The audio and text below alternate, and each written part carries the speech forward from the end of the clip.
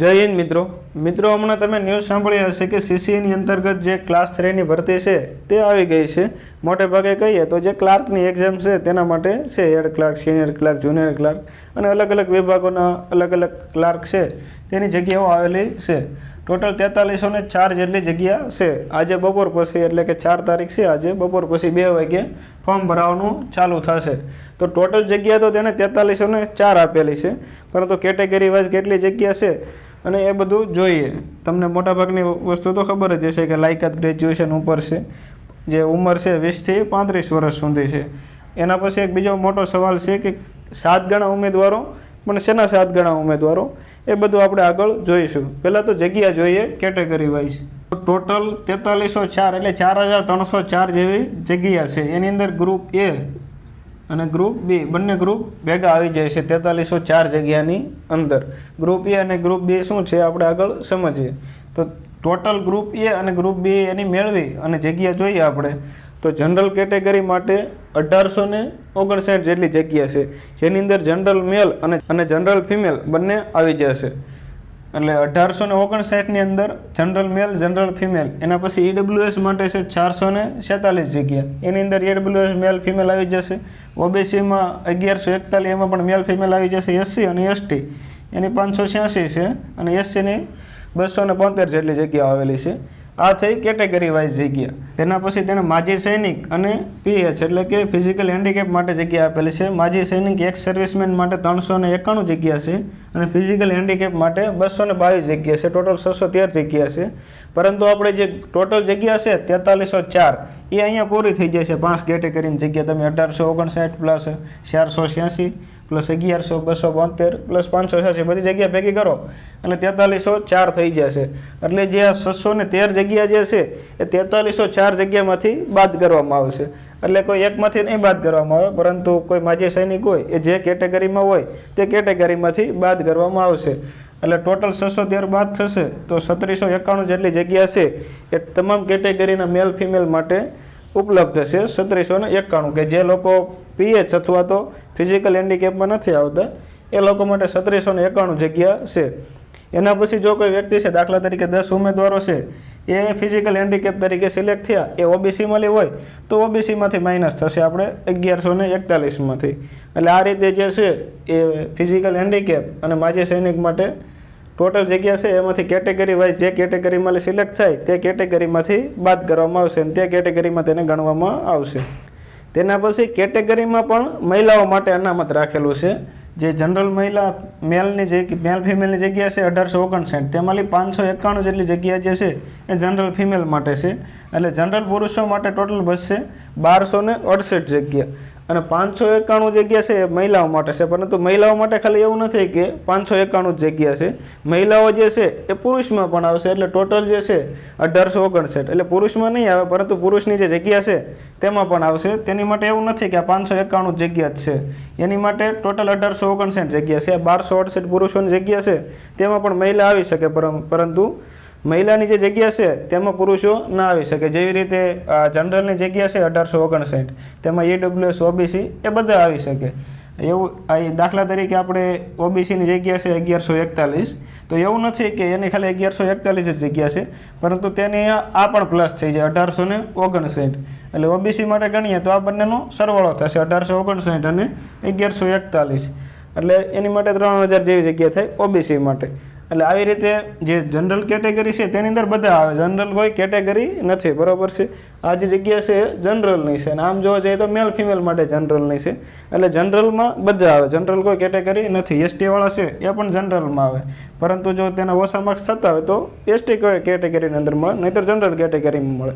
એટલે જનરલ મેલ માટે 1268 જેટલી જગ્યા છે, ફિમેલની 591 જેટલી જગ્યા છે એ બાદ કરવામાં આવશે.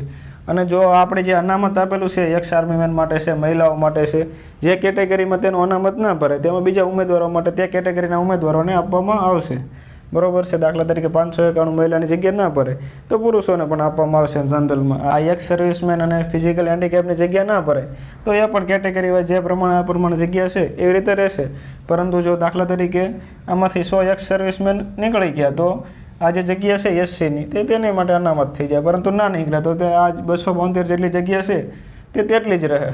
મોટે ભાગે જે હેન્ડીકેપની જગ્યા છે એ ખાલી નથી રહેતી હોતી. એક્સ સર્વિસમેનની ઘણી ભરતીઓમાં ખાલી રહેતી હોય છે, તો એ જગ્યા પૂરાતી હોય છે આમાંથી. એટલે ટોટલ જનરલની 1859 જગ્યા છે, તેમાં 591 મહિલા માટે છે અને 1268 પુરુષો માટે. એના પછી EWSની અંદર 486માંથી 128 મહિલા માટે છે, એટલે 318 પુરુષો માટે બચશે. OBCમાં 352 મહિલાઓ માટે છે, એટલે 789 જેટલી પુરુષો માટે બચશે. અને SC પુરુષો અને મહિલા બંનેની 272 છે, મહિલાની 72 છે, એટલે જે SC પુરુષો છે એની માટે 200 અનામત રહેશે. અને STની અંતર્ગત 586માં 173 મહિલાની છે, એટલે 410 ST પુરુષો માટે અનામત રહેશે અને ટોટલ ST માટે 586 હશે. એટલે આ તમને સમજાઈ ગયું હશે કે અનામત જે છે તેનું વિભાજન કઈ રીતે કરવામાં આવે છે. તેના પછી એવું કહ્યું છે કે જે પ્રિલિમ એક્ઝામ છે તેના પછી મેન્સ આવશે. પ્રિલિમમાં જે જગ્યા છે તેના 7 ગણા ઉમેદવારોને પાસ કરવામાં આવશે. તો જગ્યા તો 4300 છે, બરાબર. હવે તો એના ગુણ્યા 7 કરી અને ડાયરેક્ટ જે છે એટલી જગ્યા ભરી લેવામાં આવશે. તેના ગુણ્યા જે થઈ જાય છે 30,000 જેવા થઈ જાય છે, બરાબર છે. 30,000ની થોડું ઉપર થાય છે. તો 30,000 ઉમેદવારોને મેન્સ આપવા મળશે, પરંતુ હકીકતમાં એવું નથી. ડાયરેક્ટ 4304 છે તેની ગુણ્યા 7 કરીને નહીં લઈ લેવામાં આવે, પરંતુ જોઈએ એની આગળ. કારણ કે તેની અંદર જે જગ્યા છે 2 છે, એક ગ્રુપ A અને ગ્રુપ B. ગ્રુપ A છે તેની અંદર હેડ ક્લાર્ક ને સિનિયર ક્લાર્ક ને એ બધી ભરતી આવે છે. ગ્રુપ બીમાં જુનિયર ક્લાર્ક અને ડેપો મેનેજર, આસિસ્ટન્ટ. એના સિવાયની બીજી બધી જગ્યાઓ છે એ ગ્રુપ Aમાં આવે છે, પરંતુ ગ્રુપ Bની જગ્યા જે છે એ વધારે છે.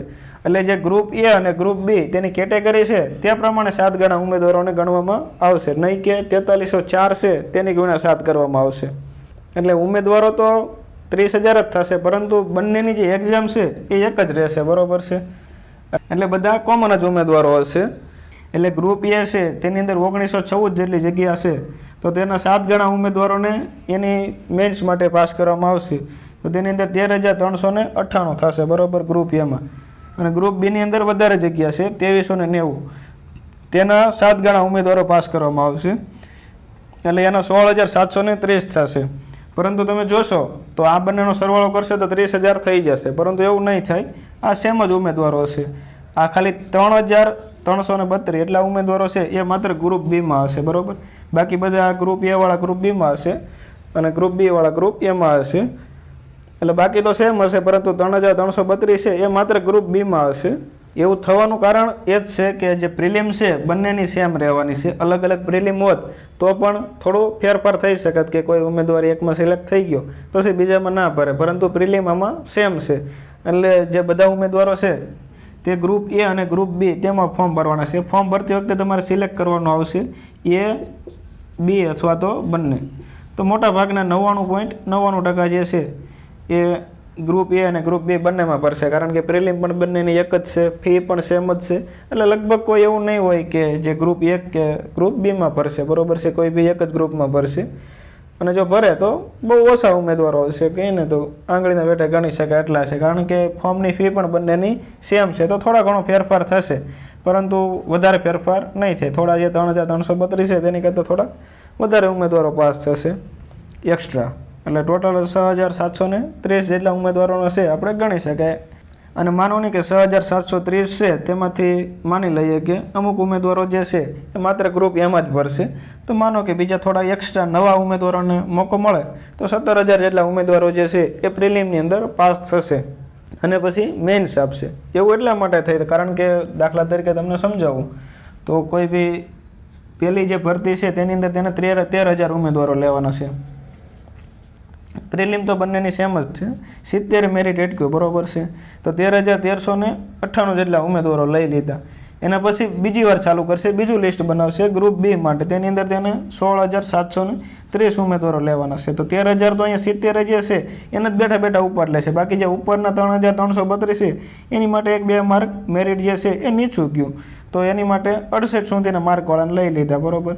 એટલે આ જે 13,000 છે એ તો આમાં છે જ તે. એટલે આ બંને મેન્સ આપશે. જે 13,398 છે એ ગ્રુપ Aની પણ આપશે અને ગ્રુપ Bની પણ આપશે, કારણ કે તેમાં જગ્યા ઓછી છે. અને એના પછી ગ્રુપ B છે તેની અંદર અમુક ઉમેદવારો એવા હશે કે જે માત્ર ગ્રુપ B માટે જ લાયક થશે, બરાબર. એટલે ગ્રુપ B જે છે તેનું મેરિટ થોડું ઘણું 1-2 માર્ક નીચું રહેશે, વધારે ફરક નહીં પડે, કારણ કે જગ્યા બંનેમાં ઓલમોસ્ટ સેમ જ છે. એટલે બંને માટે પહેલાં એક પ્રિલિમ લેવામાં આવશે જે કોમ્પ્યુટરમાં લેવામાં આવશે. તેનો સિલેબસ તો ગૌણ સેવા પસંદગી મંડળ છે તેને બહુ પહેલાં જાહેર કરી દીધો હતો કે 30 માર્કનું ગણિત છે, 40 માર્કનું રિઝનિંગ હશે અને 15 માર્કનું ગુજરાતી અને 15 માર્કનું ઇંગ્લિશ, ટોટલ 100 માર્કનું પેપર હશે અને 1 કલાકનો સમય આપવામાં આવશે. અલગ અલગ પાળીમાં કોમ્પ્યુટરમાં એક્ઝામ લેવામાં આવશે. એટલે તેની અંદર નોર્મલાઇઝેશનની સિસ્ટમ પણ લાગુ પડશે. આ નોર્મલાઇઝેશનની સિસ્ટમ કેવી રીતે લાગુ પડે તેના ઉપર મેં એક વિડીયો ચેનલ ઉપર મૂકેલો જ છે, હમણાં જોઈ લેજો એટલે સમજાઈ જશે.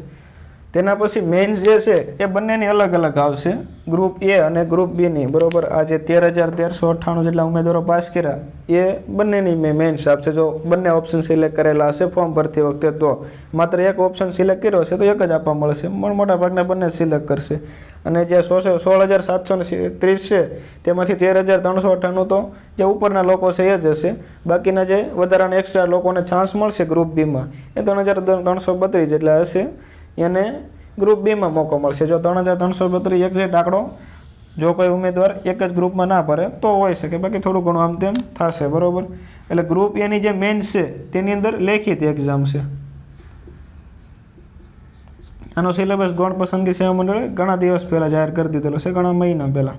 અને ગ્રુપ બી છે તેની અંદર લેખિત મેન્સ એક્ઝામની અંદર MCQ આવશે, 200 માર્કનું MCQનું પેપર આવશે અને 2 કલાકનો સમય આવશે.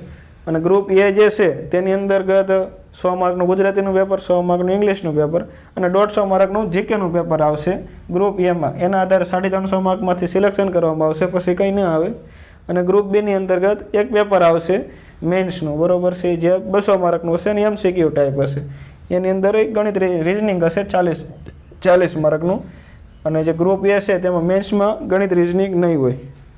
એટલે ટોટલ આ રીતે કહીએ કે 17,000 જેટલા ઉમેદવારો છે એ પ્રિલિમ માટે ક્વોલિફાઈડ થશે. ઘણા ઉમેદવારો છે, ઘણાને ચાન્સ મળશે. બરાબર છે.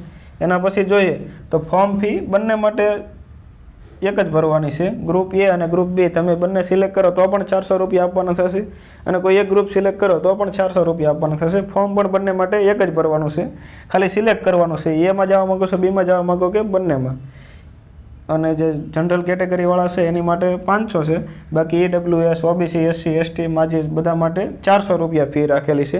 આ જે ફી છે એ તમને પાછી આપી દેવામાં આવશે જો તમે એક્ઝામમાં ઉપસ્થિત રહ્યા તો. ખાલી ટાઈમ પાસ કરવા માટે ફોર્મ ભર્યું તો જે ફી છે પાછી આપવામાં નહીં આવે. જે પાસ થયા જ નહીં, બધા જેટલી એક્ઝામ આપે એ બધાને ફી પાછી મળી જશે. થોડી સંખ્યા ઘટાડવા માટે આ નિર્ણય લેવામાં આવ્યો છે. અને તમે જે માધ્યમથી ફી ભરી હશે તે જ માધ્યમથી પાછી આવશે, એટલે સાયબર કાફેવાળાને એકાઉન્ટમાં લઈ નહીં ભરતી હતા, નહીં એના એકાઉન્ટમાં આવી જશે. એના પછી એક જ ફી છે એ અને બી બંને માટે, પરંતુ મેન્સ માટે અલગ ફી આપવી પડશે. જો તમે પાસ થયા તો તમારું નામ આવ્યું 17,000ની અંતર્ગત તો તમારે મેન્સ માટે અલગથી ફી જેટલી નક્કી કરશે આપવાની થશે. હજી કીધું નથી કે આટલી ફી છે. એના પછી લાયકાત ગ્રેજ્યુએટ છે, ફૂલી તમારી પાસે 6ઠ્ઠા સેમની માર્કશીટ આવી ગયેલી હોય તો તમે ભરી શકશો. એટી હોય કે છેલ્લું સેમ આવતું હોય એ લોકો નહીં ભરી શકે. એના પછી તમારી 31/1/24ના રોજ 20 વર્ષની ઉંમર થઈ જવી જોઈએ, અથવા તો 31/4/24 સુધીમાં તમે 35ની આગળ જતા રહેતા હોય તો તમે લાયક નહીં ગણાવો. પરંતુ કેટેગરી વાઇઝ તમને ઉંમરમાં છૂટછાટ મળવા પાત્ર હશે. વધુમાં વધુ 10 વર્ષ જેટલી ઉંમરમાં છૂટછાટ મળશે, 45 સુધી. એના પછી EWS અને OBC છે એની માટે EWS માટે આવકનું પ્રમાણપત્ર અને EWSનું પ્રમાણપત્ર, OBC માટે પણ આવકનું અને જે આપણે નોન ક્રિમિનલનું પ્રમાણપત્ર છે 31/4 સુધી 31/1 સુધી વેલિડ હોવું જોઈએ. 2021થી લઈ 1/4/21થી લઈ અને 31/1/24 સુધીમાં કઢાવેલું હોવું જોઈએ આ તારીખની વચ્ચે તો થશે. નહીંતર જે અનામતનો લાભ છે એ નહીં મળે EWS અને OBC વાળા માટે. ST માટે તો જે જાતિનું પ્રમાણપત્ર હોય તે જ ચાલતું હોય છે. એના પછી એક્ઝામની જે ડેટ છે એ હજી સુધી આપવામાં આવી નથી. જ્યારે તેને મન થશે ત્યારે લઈ લેશે, નોટિફિકેશનમાં કોઈ જણાવ્યું નથી. તો આટલી જે આ બાબતો છે એ તમારા માટે ઇમ્પોર્ટન્ટ હતી. આઈ હોપ કે તમને જેમાં કન્ફ્યુઝન હશે તે ક્લિયર થઈ ગયું હશે. આ સિવાય બી તમારા કોઈ ક્વેશ્ચન હોય તો તમે કોમેન્ટમાં લખી શકો છો. જય હિન્દ.